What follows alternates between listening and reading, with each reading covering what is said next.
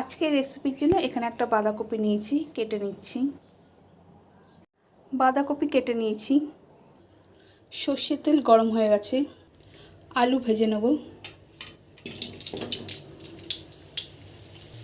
সামান্য একটু লবণ, সামান্য একটু হলুদের গুঁড়ো,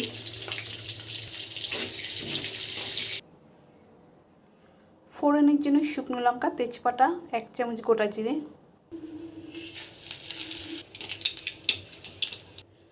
আদা আর কাঁচা লঙ্কা বাটা,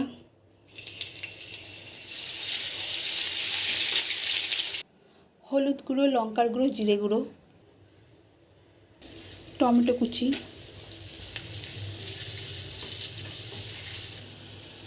বাঁধাকপি,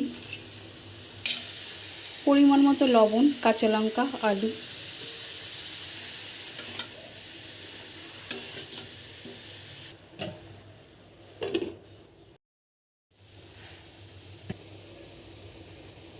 আলুগুলো নরম হয়ে গেছে। গরম মশলা, চিনি, ঘি,